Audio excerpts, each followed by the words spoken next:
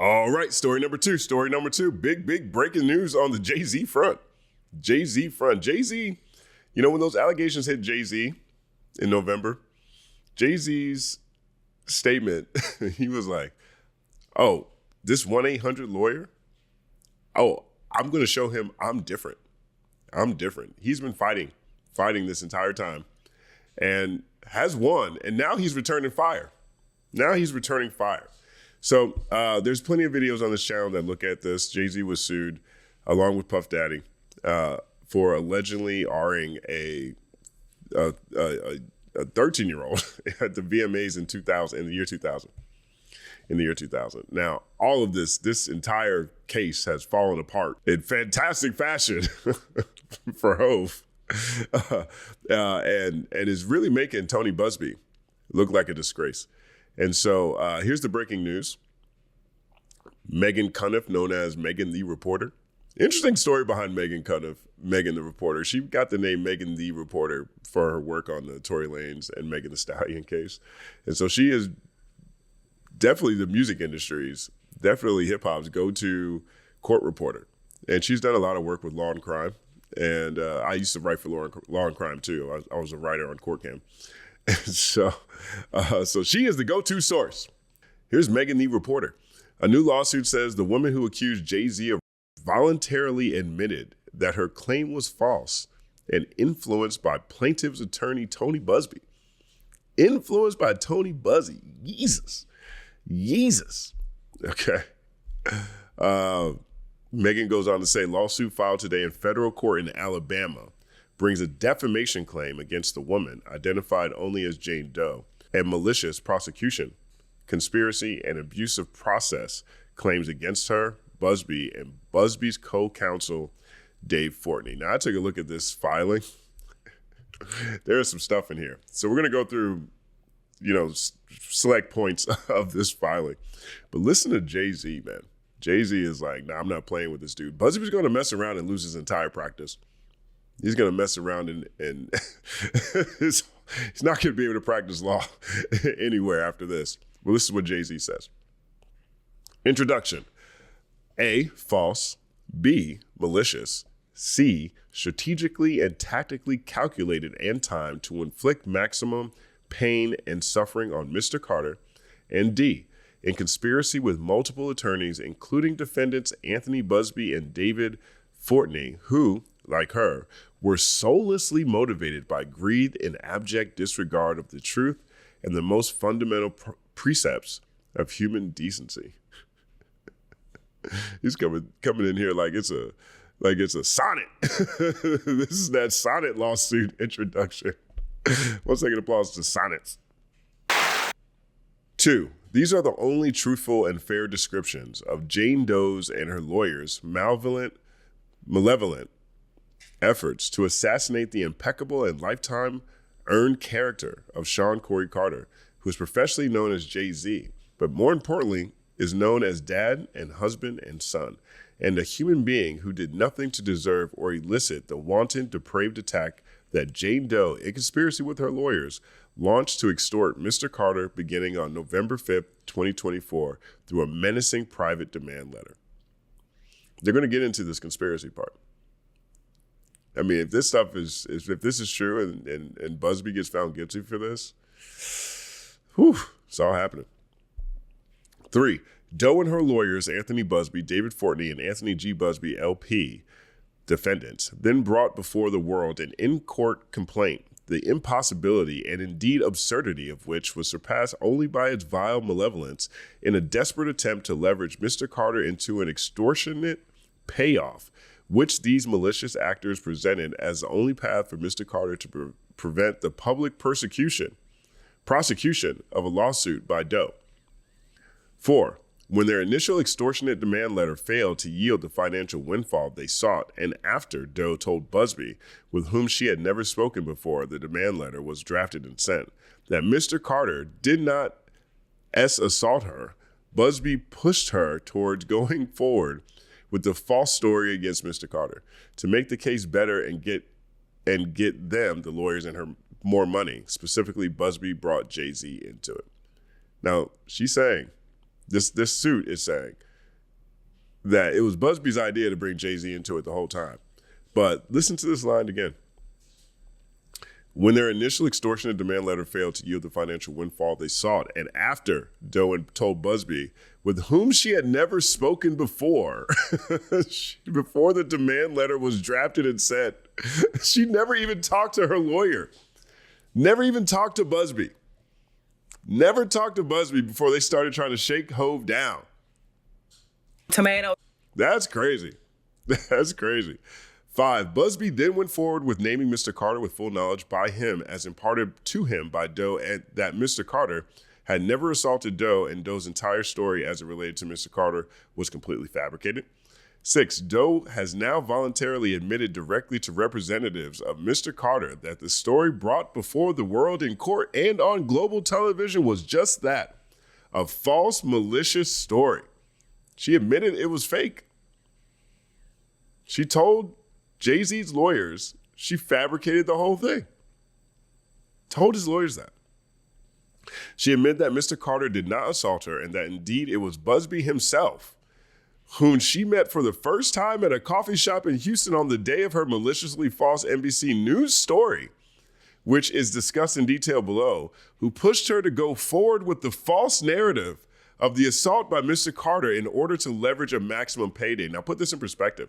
Tony Buzbee has 120, quote unquote, different accusers against Diddy, 60 men and 60 women. Okay, presumably this is one of them. And per this filing here, this filing says that Buzbee's the one that told this lady to do this. Now, how many different other accusers fall into this same scenario? How many of the Diddy accusers fall into this scenario? Is this normal business practice for Tony Buzbee? I mean, reading through this is a very significant civil win for Diddy. If this, depending on how this case goes. But Buzbee's the one that put her up to it. Never even met her before they had filed before the NBC News interview. Well, is this common practice? How many of these other 120 accusers fall into this bucket? That was one of the questions when we first started looking at Tony Buzbee's press conference. He said they vetted 2,000 people or something crazy like that. And this also explains why this woman's claims never weren't picked up by the federal accusers who are running the Diddy case.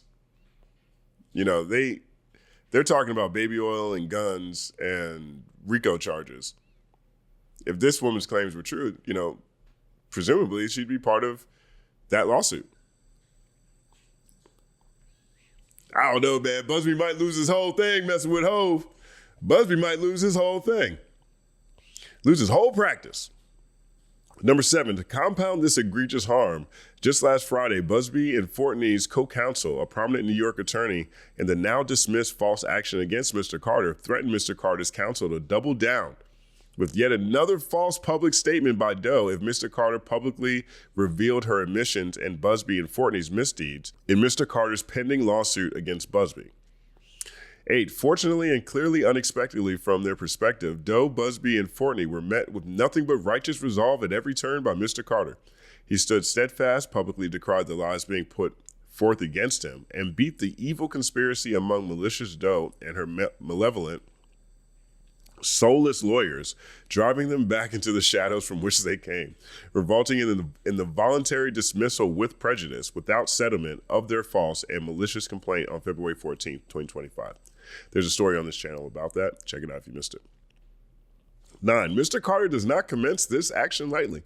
Following Jane Doe's admission that she fabricated her claims against Mr. Carter, her lawyers have continued to seek to hide this reality, including through further extortionate threats and demands by Buzbee, Fortney, and their New York counsel on February 28th. Even after all this, Mr. Carter does not expose his malicious and wrongful accuser's identity in this complaint, seeking to maintain her anonymity as Doe.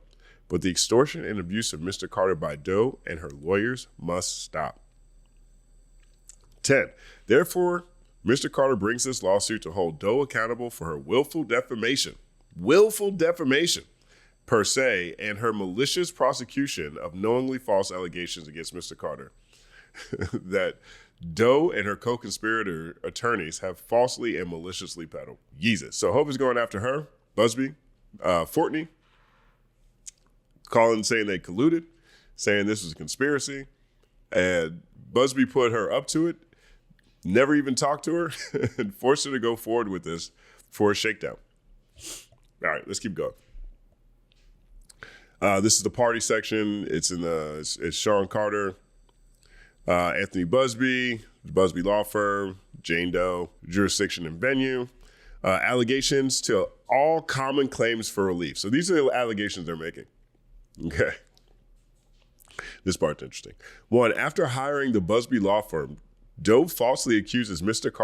Carter of SA in written correspondence, court filings, and on global television. Doe appears to be suffering from personal and financial hardship. She lost custody of her children, and her parents, who, on information and belief, support Doe, recently filed for bankruptcy protection. Desperate to obtain a payday, Doe hired the Buzbee Law Firm, which has a long history of whipping up media frenzy with vague and sensational claims against public figures, to extort payments from Mr. Carter under the threat of devastating harm to his reputation. As discussed below, Doe first attempted to extort Mr. Carter through an extortionate demand letter and an anonymous lawsuit from both from Buzbee. When Mr. Carter refused to capitulate to Doe's baseless claims, Doe doubled down by using the justice system to attempt to ruin Mr. Carter by formally naming Mr. Carter in a complaint, making horrific, false allegations, and when that also failed, Doe resorted to defaming Mr. Carter on global television. Now, this is going to recap some of the things that have happened for people who want to catch up on how we got here. But check this part out again. Doe appears to be suffering from personal and financial hardship. She lost custody of her children, and her parents, who, on information and belief, support Doe, recently filed for bankruptcy protection.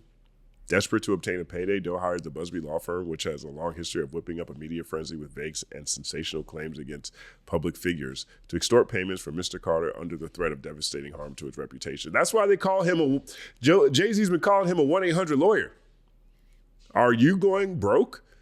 Do you have financial hardship? Call the Buzbee Law Firm, 1-800 bullshit, and we will help you shake down a celebrity. Jesus. 20, a simple Google of other public records search for Doe by Buzbee and Fortney would have cast doubt on her credibility by revealing that, among other things, less than 90 days before sending the demand letter, she had been in court on mental health-related issues in connection with her second-degree assault charge and her bail revoked for failing a drug test. B, she has several mental health disorders and taking multiple medications according to testimony from her psychiatrist laid bare in public court records. And C, she made 3 other SA allegations which were either dropped or dismissed by the courts. Come on, Buzbee. Come on, man. I get that this maybe is the racket. Maybe this is the business line. But if this is true,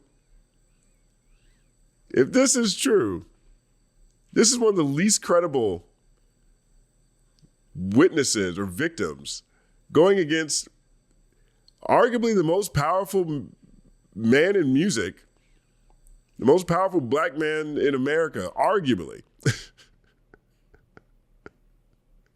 And you sent a woman who 90 days before, based on a Google search or public record search, less than 9 days before sending the demand letter, she had been in court on mental health-related issues in connection with her second-degree assault charge and her bail revoked for failing a drug test. She has several mental health disorders and takes multiple medications according to testimony from her psychiatrist laid bare in public records. She made 3 other SA allegations which were either dropped or dismissed by the courts within 90 days before they go public with this, well, before the demand letter?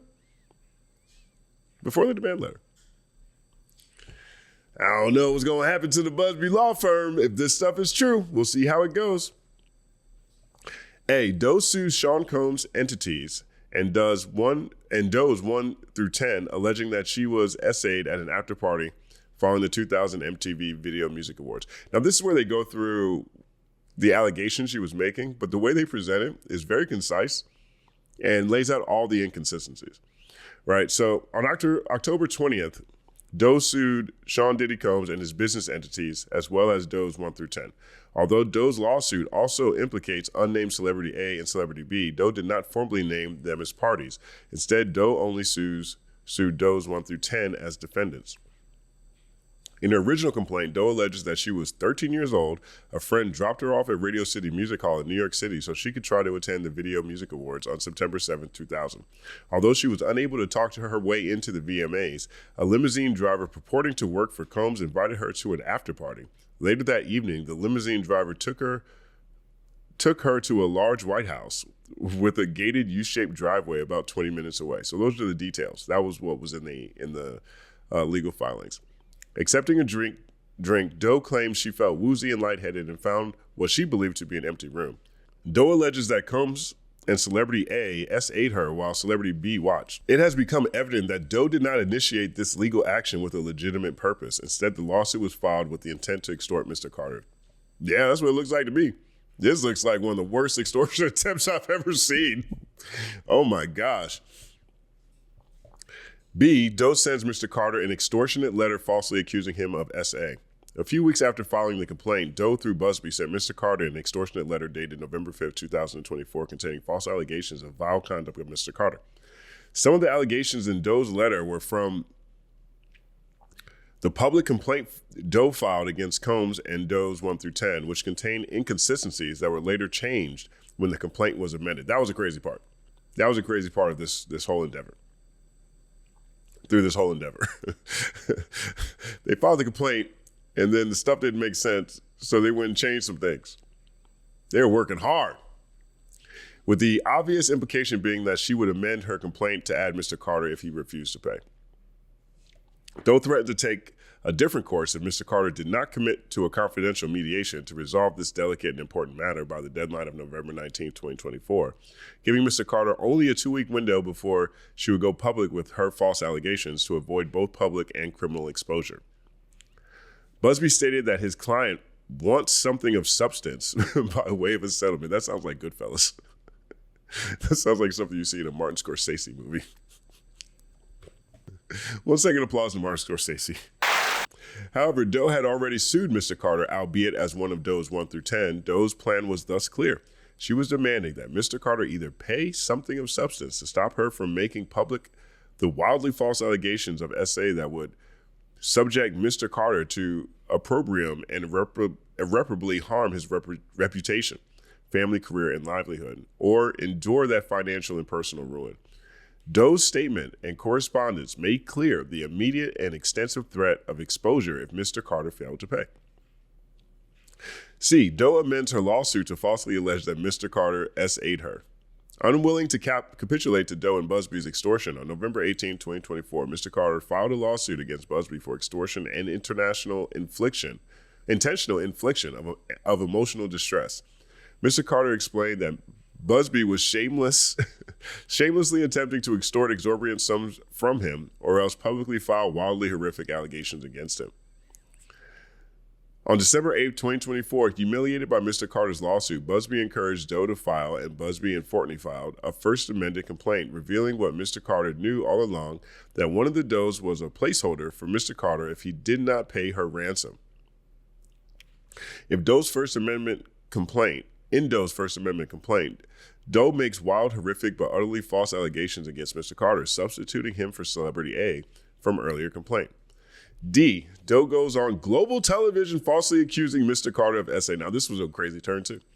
This was a crazy turn. That was one of the, I don't know what made that woman think. Well, I guess I do now. But at the point in time, I had no idea what that woman would even go on TV. Now, obviously, the internet journalists who were around at that point in time were showing how Jay-Z wasn't even at some house. He was at a club with J-Lo, and they got into a fight and all these things. So the internet was doing the internet thing. But this lady went on NBC News. She went on NBC News, and presumably, if this is correct, knowing that she had tried this 2 other times before, had been on trial talking about her mental health issues, and and was in desperate financial need.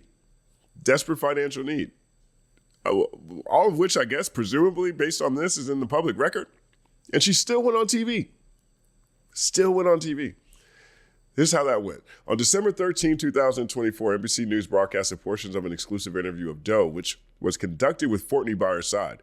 NBC News honored Doe's request to mask her identity. NBC News published a story excerpting interviews it held with Doe. During the interview, which was set up by Buzbee, was given on a voluntary basis and in the presence of Fortney, Doe lied about Mr. Carter to a global television audience.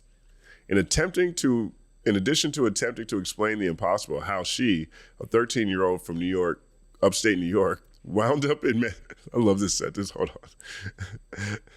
In addition to attempting to explain the impossible, that's what this story, the details of this story are so well captured by that one sentence.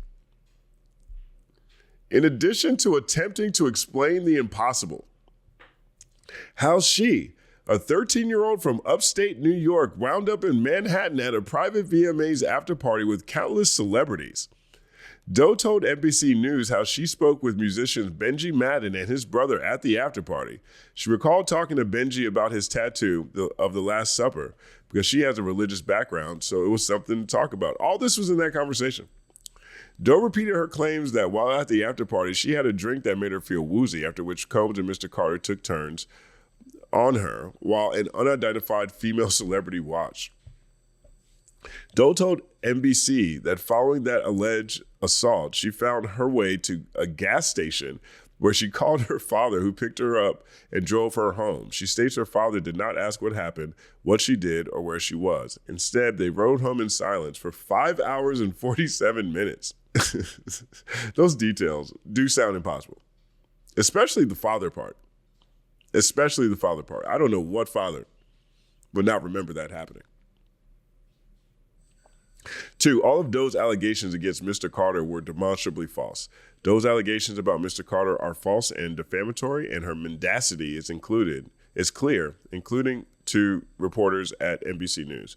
First, although Doe stated that the assault occurred at a residence, Mr. Carter was at no such residence. Indeed, NBC News located photos of Mr. Carter from that evening showing him at a party at a commercial location, the now closed Lotus nightclub in New York City. 1 second applause to Lotus.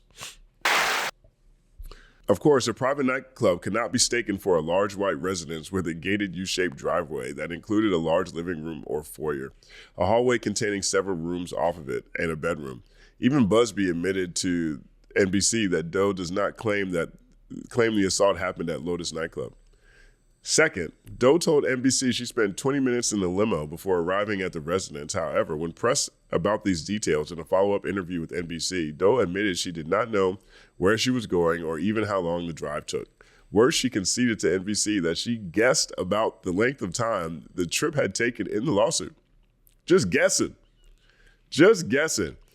Third, as to her description of a supposed conversation with Benji Madden during her interview with NBC News, a representative for Madden confirmed to NBC News that neither he nor his brother Joel attended the 2000 VMAs and that they and their band Good Charlotte were on tour in the Midwest at that time. When confronted with this evidence, she conceded she made a mistake in identifying them and that not all the faces at the after party were clear. Oh my gosh. I mean, you know, I was wondering how this case got this far, how Buzbee could vet this person and think that they were going to be able to hold up against Jay-Z. By naming Jay-Z. But this filing says that he never even met her until they had already sent the demand letter. Tomato. 41. Fourth, regarding her long pre-drawn drive home with her father, Doe's father told NBC News that he does not recall picking up Doe, which, unsurprisingly, would have been something that would definitely stick in my mind. That's the part to me. That's when I was like, oh, no, this ain't gonna go. This ain't gonna go. This ain't gonna go. Homie does not remember picking up his daughter from a random gas station 5 hours and 47 minutes away. Regarding her long pre-dawn drive home with her father, Doe's father told NBC News that he does not recall picking up dough, which unsurprisingly would have been something that would definitely stick in his mind. He said that he learned of the alleged assault when Doe was interviewed by NBC News in December, and that he did remember once picking Doe up in the middle of the night, but it was a local drive. Based on their address in Rochester, New York, Doe's father would have driven at least 5 hours and 47 minutes to pick her up. And there are countless other falsehoods in Doe's allegations. For instance, despite alleging that it took 20 minutes to get from Radio City Music Hall to the after party, there are no houses matching Doe's description within 20 minutes of Radio City Music Hall, and although she implies that Combs hosted the after party, none of Combs' properties match Doe's description of the location of the after party. Moreover, Doe alleges that after the VMAs began, much of the crowd moved inside without a ticket, remained outside with others, and watched the VMAs on a Jumbotron. Now, I've never seen the VMAs on a Jumbotron before, and definitely not at Radio City Music Hall. I don't even know where they would put it. I guess maybe they'd put it where they put the Christmas tree and the ice skating rink, but I've never seen that. I lived in New York for a decade. I've gone to New York every year since I was born. My family's all up in New York. Now, if they said Times Square or something, maybe, but not at Radio City Music Hall. Moreover, Doe alleges that after the VMAs began, much of the crowd moved inside, but Doe, without a ticket, remained outside with others and watched the VMAs on the Jumbotron. But the broadcast of the VMAs conclusively shows there was no Jumbotron. Indeed, the producer of the 2000 VMAs and the NYPD confirmed that there was no Jumbotron since their permit application was denied. That's what I mean. I'm not even used to seeing Jumbotrons over there. Not even used to seeing it. Even if Doe was outside the VMAs as she claimed, she could not have approached celebrity limousines because they were only outside of Radio City Music Hall briefly for celebrity pickup and drop-off. In any event, the celebrity limousines were separated from fans by police barricades, as publicly available video of the event clearly shows. 45, NBC confronted Doe regarding the substantial contradictory evidence which it had uncovered in less than a week after conducting the initial interview. In a follow-up phone interview, in response, Doe admitted she made some mistakes. She also disavowed the allegations in her complaint about the location of the alleged incident and admitted she was just guessing. But Doe did not drop her baseless complaint. She instead insisted on moving forward, including by offering to submit a polygraph, which never occurred or in any event has never seen the light of day. 3, Doe waited months before dismissing her false complaint and did so after being lied to by her attorneys for their own benefit. Now, this is the part to me that really gets Buzbee in it. That might be a real challenge for Buzbee, right? Mr. Carter made several court filings repeatedly detailing the falsity of Doe's claims as revealed by her story's inconsistencies and the baselessness of various allegations. At each of these junctures, Doe was confronted with the false nature of her claim, as well as the harm it was causing Mr. Carter at any of these points. Doe could have withdrawn her lawsuit. Nevertheless, Doe continued to pursue her claim without regard to harm as it was causing or could cause Mr. Carter. She has now admitted that Mr. Carter did not assault her. Indeed, Buzbee, aware that Mr. Carter did not assault her, pushed her to make the false claim for money. He knew it didn't happen, according to this, and still pushed her to do it. Still pushed her to do it. That's crazy. That's malpractice all the way around. Having already sent the false and defamatory demand letters, having filed the false and defamatory complaint, and having already set Doe up to give the false and defamatory interview to NBC News, Buzbee, Fortney, and the Buzbee law firm were happy to perpetuate the lies and hold out hope for an unwarranted payment for them and Doe. Indeed, Buzbee went so far as to tell TMZ on December 10, 2024, already fully aware of the falsity of the allegations, having met with Doe in Houston, that Doe was not ruling out filing our charges against Mr. Carter, and that what happens next is up to my client.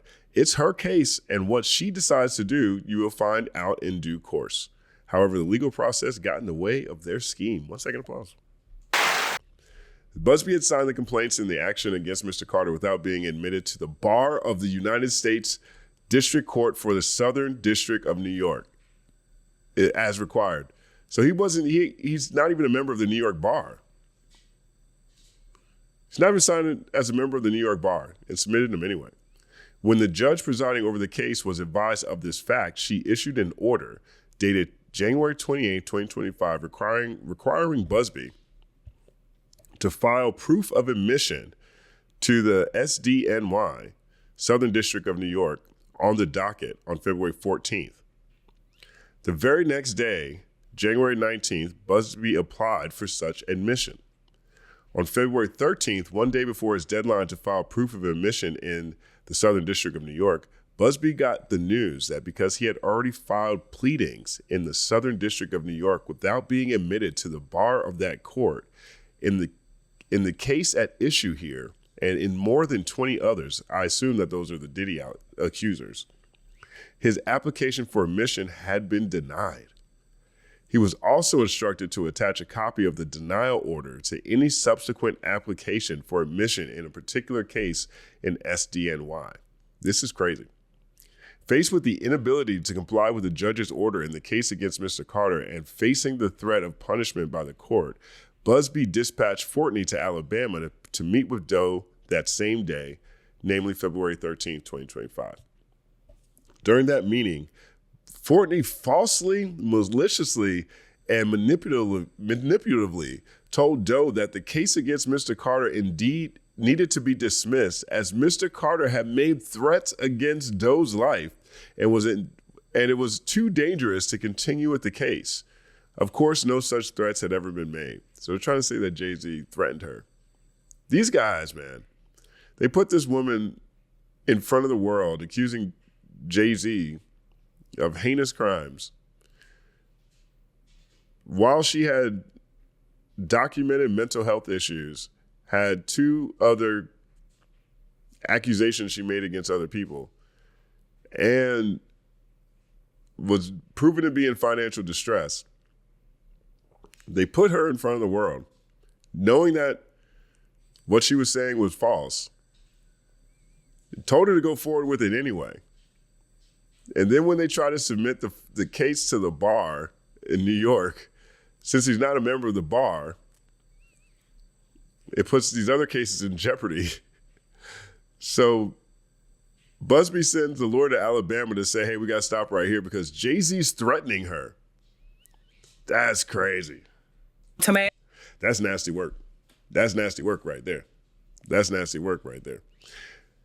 Rather, Buzbee and Fortney were desperate to withdraw the false case or face punishment in court for their actions in filing a false pleading without Buzbee even being admitted to the Southern District of New York, jeopardizing their ability to continue with more than 20 other cases they had pending in SDNY, which I assume those are the Diddy cases, or at least some of them.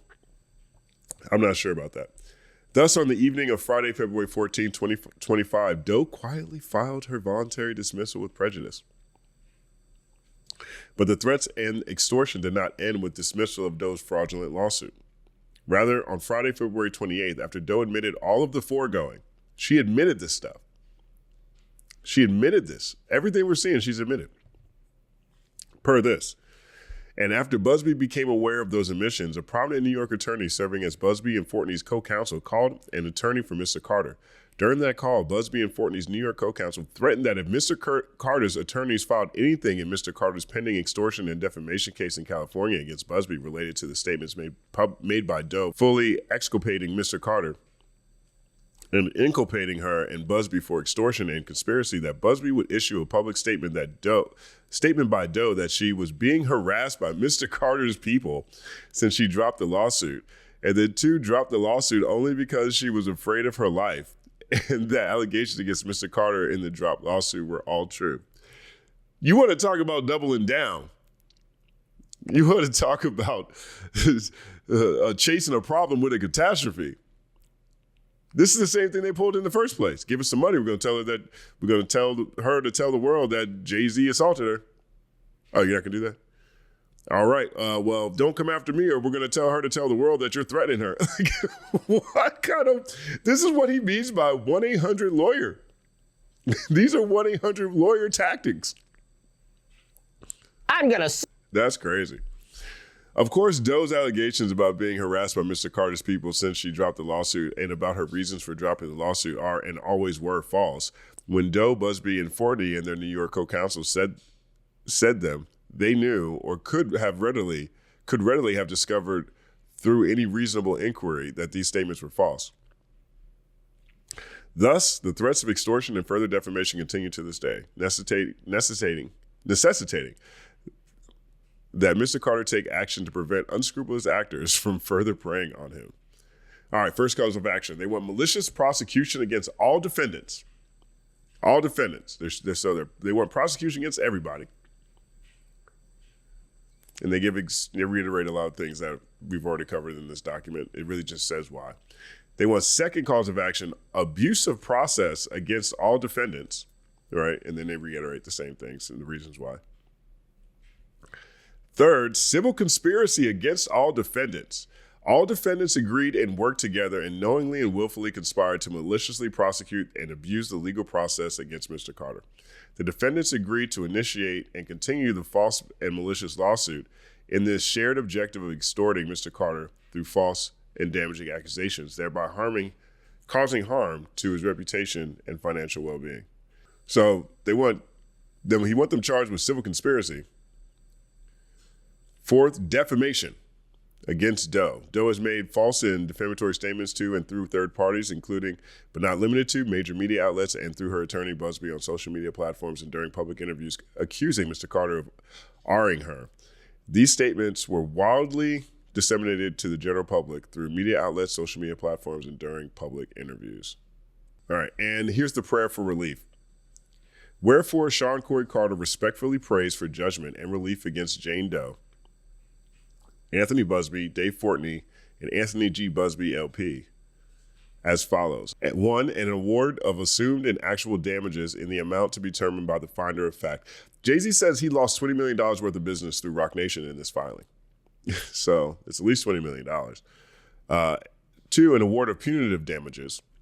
3, reasonable costs and legal fees pursuant to applicable law.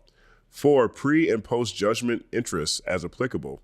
And 5, any other relief court deems just and appropriate. Now here's the part that stood out to me. Demand for jury trial. Demand for jury trial. Mr. Carter demands a trial by jury of all issues so triable. He wants to take this to court. He wants to put her on TV. He wants to put Buzbee in front of the world. And he wants to try this in front of a jury. Whew. 1 second applause. So this is where we are with this case. This is the details of Jay-Z's lawsuit against Buzbee law firm, Fortney and Jane Doe. But there's crazy stuff in here. And I just don't understand how Buzbee couldn't see this coming a mile away. Some people you don't play with. And it seems like they gave him plenty of opportunities in those before the demand letter.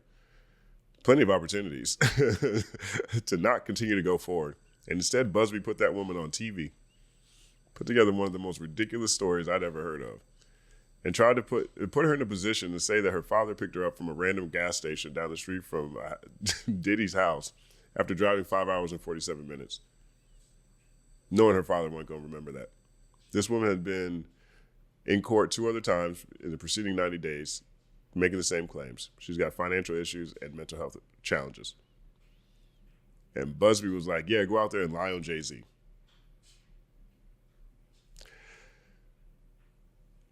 That's crazy. That's crazy to me. Let me know what you guys think about all of this. My name is Justin Hunt. Like, subscribe to the channel. Follow at The Company Man on everything. And follow the Justin Hunt podcast wherever you listen to podcasts.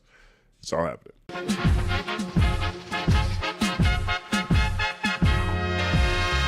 Justin Hunt is here, it's all happening. Justin Hunt is here, it's all happening. The mathematical breakdown of this mighty game of rap we in. It's boom bapping in. Systematical culture views us radical, it's all happening. Shaking hands and dapping it. Life through the lens of hip hop, from trip hop to yes, dog, you don't stop, you don't stop.